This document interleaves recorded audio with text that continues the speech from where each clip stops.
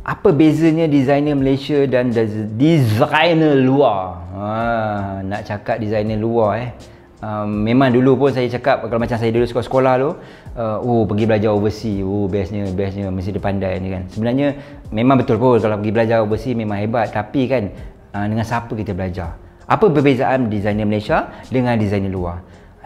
Saya dah bekerja sama dengan designer luar kan lebih daripada 15 tahun.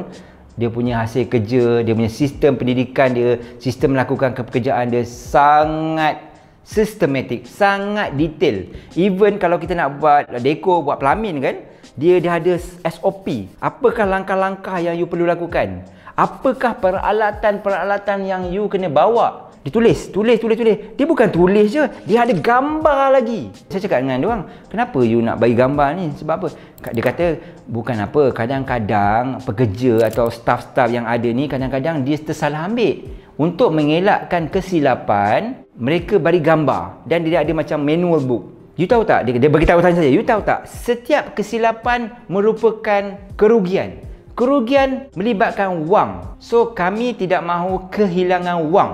Macam tu sekali weh. Nak buat pelamin, nak buat dekor, macam mana detail ni. Dia sketch macam mana, apa bunga nak bawa, apa kod bunga, dekat mana nak letak, macam mana semua, macam mana nak pasang, semua dia bagi tahu dalam bentuk manual. Tapi kalau kita kat Malaysia ni kan, kau bawa je lah satu lori tu, kau bawa lah satu kontena tu, sampai kat lokasi, semua tak pakai. Itulah lainnya beza kita dengan mereka. Dan idea diorang lebih bersistematik, dan sebelum melakukan pekerjaan, mereka akan melakukan research in development dulu. Research development tu macam dia cuba-cuba. Contohlah dia buat meja makan tu. Kalau kita just lukis-lukis kat sketch, dia orang okey faham. Lepas tu jadi lain. Ini jadi gaduh-gaduh ni customer dengan pekerja. Tapi kalau dekat Mak Saleh atau designer kat luar, dia lukis. Lepas tu dia kata, belah tu dia kata, okay, this one, okay, anda setuju? Setuju. Lepas tu dia akan buat secara digital. Dia pakai AutoCAD, dia pakai SketchUp segala semua. Okay, dia kata macam ni, okay. Dan customer akan bayar. Lepas tu dia akan lakukan dia jadikan mock-up, macam ni, baru dia faham. Dengan adanya penerangan secara sistematik, designer luar ni tak banyak pergaduhan di antara designer atau pemilik syarikat dengan customer. That's why lah mereka sangat hebat bagi pendapat saya lah kan.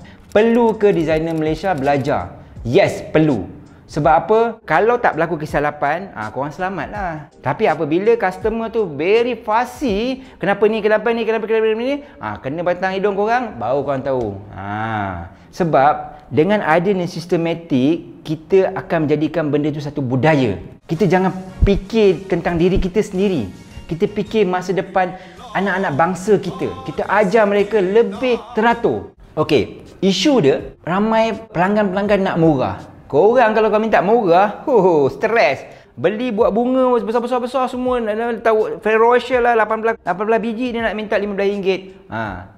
Sebab apa Mak Saleh ni, diorang tak ada minta murah tau. Sebab apa? Diorang dah record, dia dah senaraikan. Ferrero Rocher sebiji RM2. Kalau 18 biji dah berapa? Kena detailkan everything. Pelamin contohnya kan, korang ada satu pasu besar tu, ada berapa kuntung bunga kat dalam tu. Bagi tahu, ni ada 200 kuntung bunga. Macam mana pasu ni berapa, transportation. Korang kena senaraikan.